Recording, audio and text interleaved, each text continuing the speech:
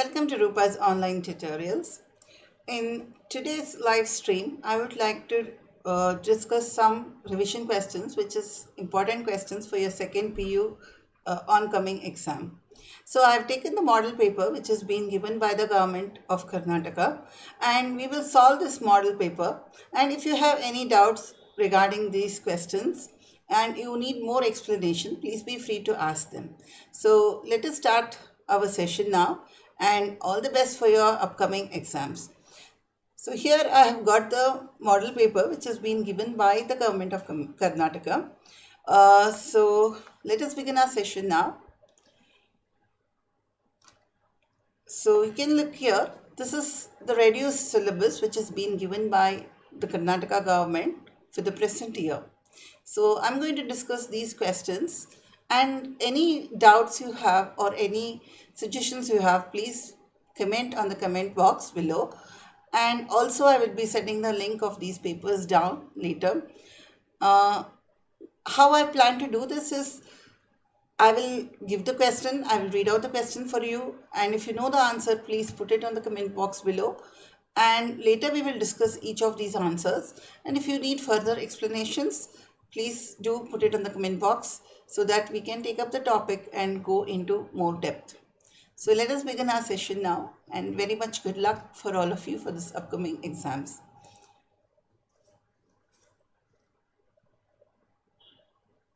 We can see the set of questions in part A. Part A, we have 10 questions, and all the questions need to be answered, and each question carries 1 mark. So here we have the first question. You can see here, answer the following questions 1 into 10. So 10 marks, each question carries 1 marks. The set of questions that we have here is, first question, expand CMOS. Second is, which basic gate is also called as inverter. Third, what is an array? Fourth, give an example for primitive data structures. Fifth, what is function overloading? Sixth, define base class. 7, name one characteristic of public visibility mode. 8, how to declare a pointer. 9, what is a database? And 10, what is a tuple in a database? So what I plan to do is, we'll take the first 5 questions, and if you know the answer, please put it in the comment box below. And we will continue discussion with our model paper as we go about. So we have the part A, first question, expand CMOS. I would like to give you all around 10 seconds so that you can just type in the answer for me. So if you know the answer, please type in the answer in the comment box.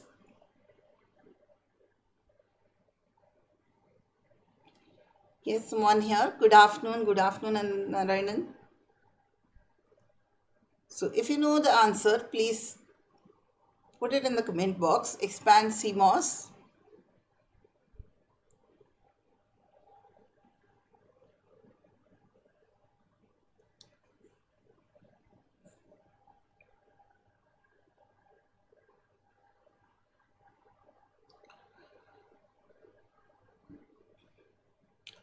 I think afternoon, all of you have your food and you're sleeping, but that's okay.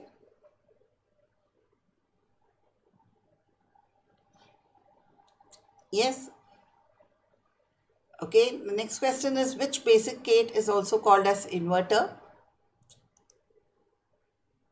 What is an array? Give an example for primitive data structure, and what is function overloading? So if you want to look at these answers here, yes, CMOS is complementary metal oxide semiconductor. So that is the definition for CMOS. Okay, so we have here C, complementary metal oxide semiconductor. So this is actually expanded for us as CMOS. So this is actually a lithium battery which is found in your motherboard, and it is used to set up the date and time parameters on your motherboard. Okay, the next question, it says, which is the base, which gate is called as the inverter? So the NOT gate is known as the inverter gate. Okay, the NOT gate is known as the inverter gate. So if you remember the symbol for the NOT gate, okay, the NOT gate is like this. Okay, the symbol for NOT gate is like this. You have a straight line, okay, and then you have a triangle with a bubble. Okay, so this is a symbol for NOT gate, because sometimes in the exam they may ask you to draw the symbol for NOT gate. Like there are 2-3 questions related to the same question. One is, it says that okay, somebody asks, what is a semiconductor, madam? Okay, a semiconductor is it's a material which is going to help you do all the transistor related jobs. Okay, we'll come to that later. Maybe you are a physics, you can ask your physics teacher better, but I can get it back to you later. Let's just look at the NOT gate here now. See, the NOT gate has uh, two three questions based on NOT gate. One is what is the symbol for NOT gate? Then you need to draw the symbol like this. Okay, please draw it more neatly with a proper straight line. It's one line here. Yes, and it's just one line with a triangle and a bubble. Okay, this is a symbol for NOT gate, and you have an output like this. For example, it is X and the input is X, then the output will be X complement like this. So this is a symbol for NOT gate. They may ask you which gate is called as the inverter. Then again you should say NOT gate. Then there is one more question related to it. It says that what is which gate? I mean, inverter is also known as which gate? Then you can say it is a NOT gate. Okay, so there are 2-3 questions related to NOT gate. Okay, the next question we have is, what is an array?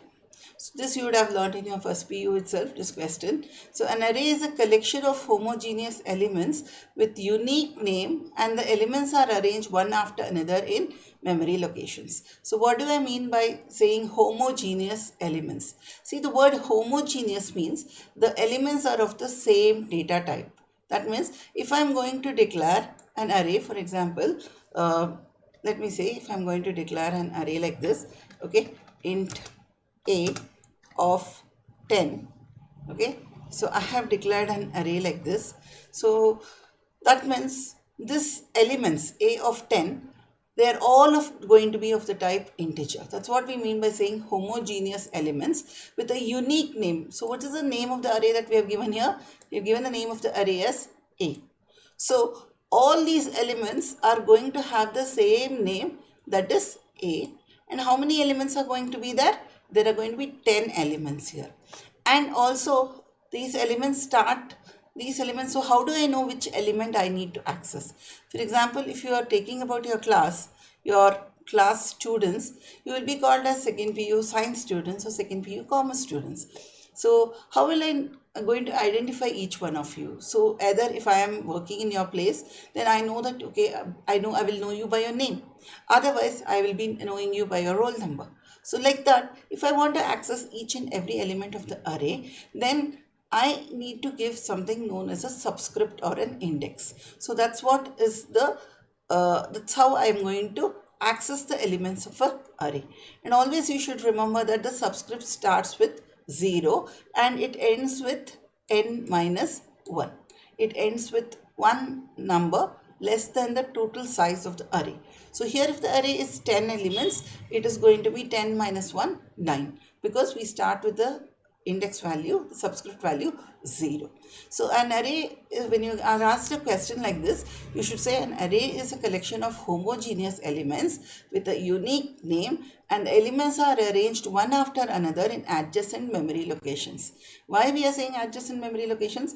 That means, for example, if this is the memory location, if it starts with, let us say, 2000 here, okay, since int is 2 bytes, okay, this will be 2002.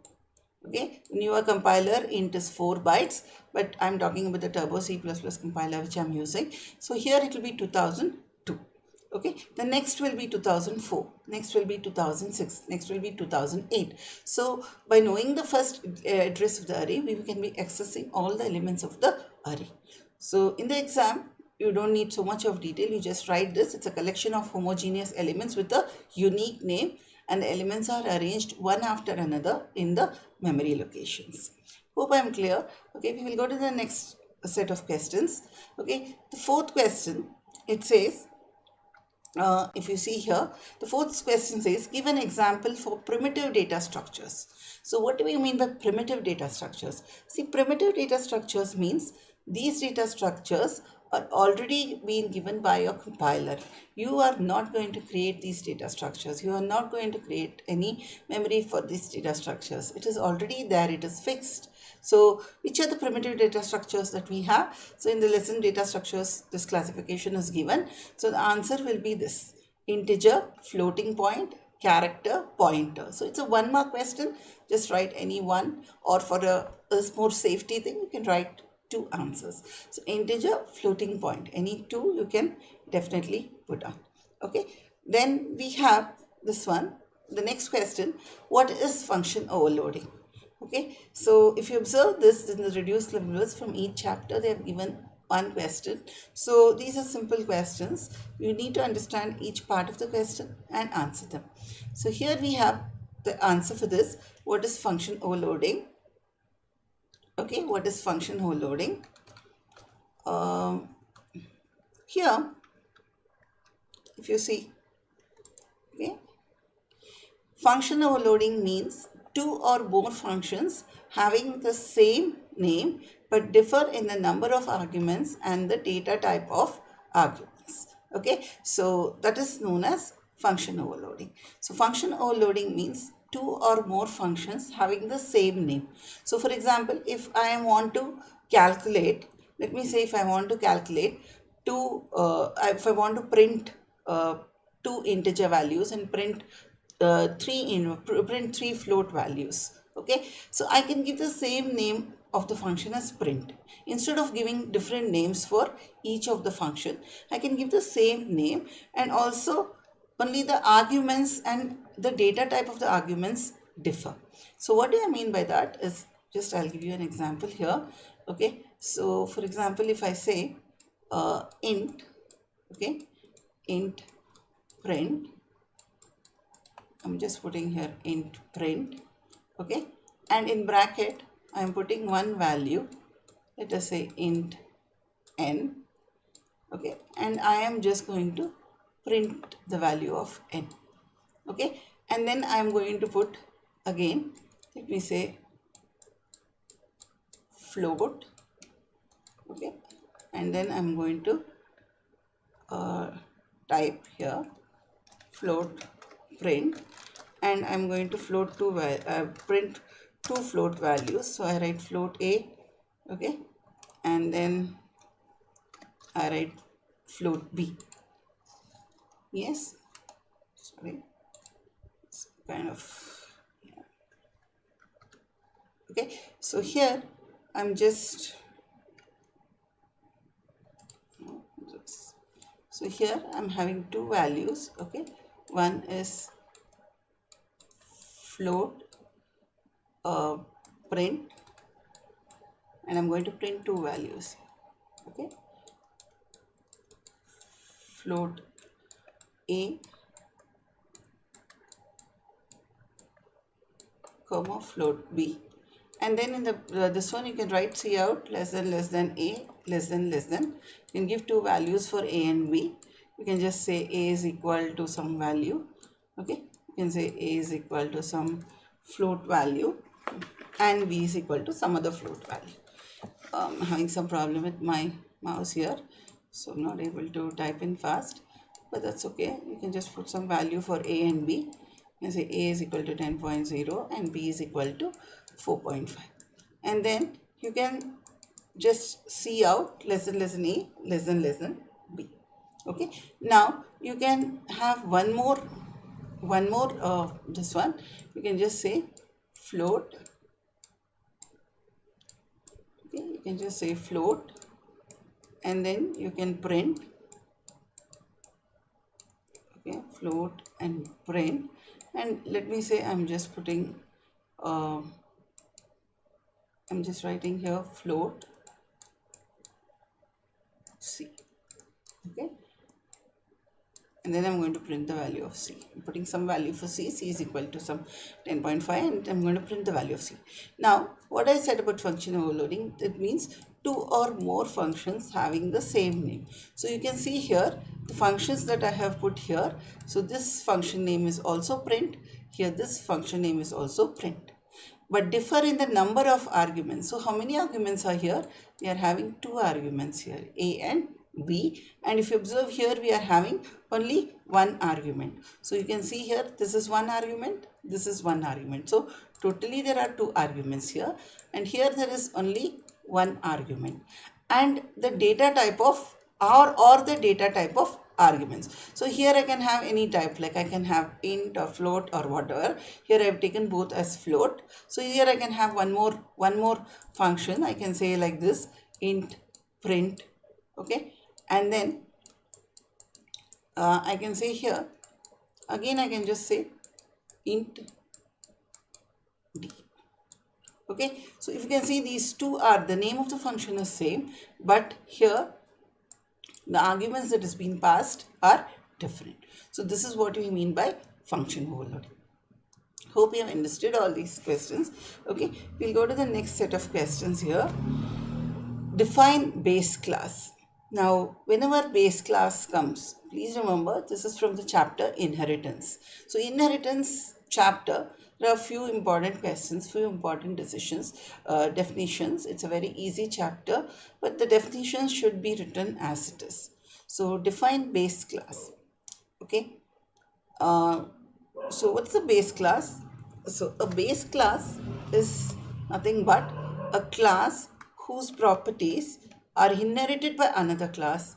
Okay, it's also called superclass. So a base class is a class whose properties are inherited by another class. That means it is going to be a class which is going to give its properties to another class. That's what we mean by saying base class. Okay, the next question is, name one characteristic of public visibility mode. So public visibility mode means what? This is also in the same chapter, inheritance. Public, the word public here means what? The base class, if it is going to be public, okay, the public members of a base class becomes the public members of the derived class. Okay, this is clear. And we go back to the next question, how to declare a pointer. So how to declare a pointer? How to declare a variable? We declare it as data type, variable name. But here, since it's a pointer variable, we need to put the indirection operator. This asterisk which we use for multiplication is known as a indirection operator. Okay, so we say here data type star variable name. So here for a normal variable you will say data type variable name, but here you need to put this asterisk, and you have to write an example. You have to give an example. You have to say int star ptr, where ptr is a pointer variable that can hold the address of a integer variable. Okay, so here ptr is this is called as a indirection operator. So this is known as a indirection operator. Okay, and then the ninth question says, what is a database? So the word only that is there, data, something related to data, isn't it? And the next question is, what is a tuple in database? So the group of logically related data records is called a database. So what do I mean by saying a group of logically related record? See, logically related records means, for example, when you go into taking your application form for your first PU, all these first PU students are being put into one file. Okay, their name, their address, their phone number, okay, their personal details are all put in one file. So they are saying like, okay, this is a first PU application file. So all the students who have been enrolled to the first PU and you have joined to the college, those is put into one set of files. So they are logically related records. So here also, when we feed into the computer, each row in your table is known as a record. Okay, and they are related to one another. So that is called as a database. Yes. The next question is, what is a tuple? Okay, it is not tuple, it is tuple. Tuple is nothing but records are known as tuples. Records are called as tuples. So for example, if you can see this table here, for example, I put 1 and somebody's name here, address here, phone number here. So this is called as a record. Okay, this record is also known as what? This record is also known as a tuple. Yes, so we have completed the 10 questions. We will quickly revise them. Okay, so expand CMOS, complementary metal oxide semiconductor. NOT gate is called as a inverter.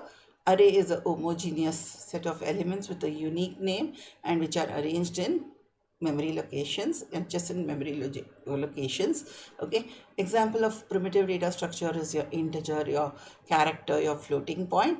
And function overloading means functions, two or more functions having the same name but differ in number and type of arguments. And what is a base class? A class whose properties are inherited by another class. And one characteristic of public visibility mode is what? When the base class is public, the derived class members also become public. And how do you declare a pointer? You write int star, okay, variable name, and then down you will write int star ptr as an example. What is a database? Logically related data is known as a database, and tuples are nothing but the horizontal rows or the records in a table is known as a tuple. Hope you enjoyed this session. Since this is my first video streaming, I think I need to do, I'm planning to do this like 2 to 3 times a week, so that we will be able to cover more model papers and it will be helpful for you for your upcoming exams. Hope you like this session. I would be doing the part B, part C and part D of this set of model papers also. So please do join when the link is being posted in your groups. Have a nice Sunday. Thank you for watching.